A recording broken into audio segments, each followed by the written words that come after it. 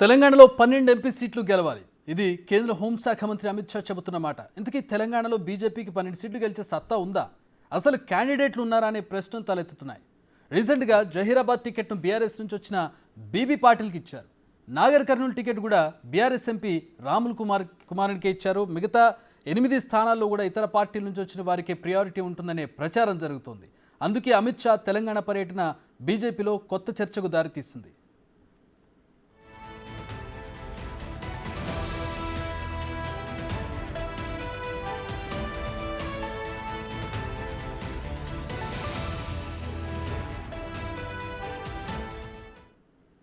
भाई और बहनों, मैं देश भर के हर राज्य से जाकर आया हूं। मैंने यही उत्साह, यही हौसला और यही मोदी की दीवानगी को देखा है। मैं जहां गया मोदी मोदी के नारों से स्वागत होता है। भाई और बहनों, पूरा देश तय कर बैठा है कि अगली बार 400 पार, अगली बार।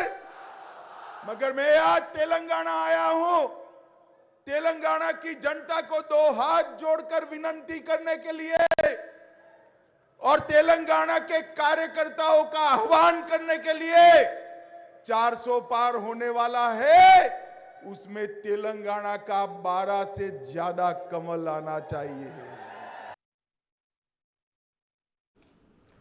రైట్, అమిత్ షా వ్యాఖ్యలకు సంబంధించి ప్రస్తుతం బీజేపీ శ్రేణిలో జరుగుతున్న చర్చకు సంబంధించి మా ప్రతినిధి వెంకట్ని అడిగి తెలుసుకుందాం. వెంకట్, అమిత్ షా వ్యాఖ్యలు మనం చూసిన సభలో అఫ్కోర్స్ ఉత్సాహపరచడానికి మాటలు చెప్పొచ్చు, కానీ క్షేత్రస్థాయిలో పరిస్థితి ఉందా?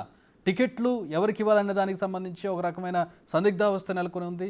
ఉన్న వాళ్ళకి కాకుండా బయట నుంచి వచ్చిన వాళ్ళకి బలాబలాలను చూసించుకునేటటువంటి పరిస్థితి.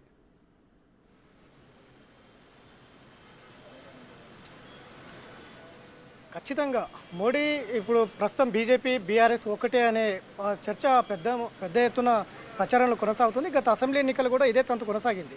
బీజేపీ బీఆర్ఎస్ రెండు ఒకటే, వచ్చే పార్లమెంట్ ఎన్నికలు కూడా అదే తంతు కొనసాగుతుందనేది పెద్ద ఎత్తున ప్రచారం కొనసాగుతున్న నేపథ్యంలో అటు బీజేపీ నుంచి కూడా అసంతృప్తులు ఎక్కువ అవుతున్న పరిస్థితులు ప్రస్తుతం బీజేపీలో ఉన్నాయి. ఎందుకంటే కొత్తగా బీఆర్ఎస్ నుంచి బీజేపీలోకి వస్తున్నప్పటికీ కూడా బీఆర్ఎస్ నుంచి ఎటువంటి స్పందన లేదు. బీజేపీ బీఆర్ఎస్ అనేది ప్రచారం జరుగుతున్నప్పటికీ కూడా బీఆర్ఎస్ నుంచి ఖండించడం అనేది ఎవరు నేతలు ప్రయత్నం చేయట్లేదు.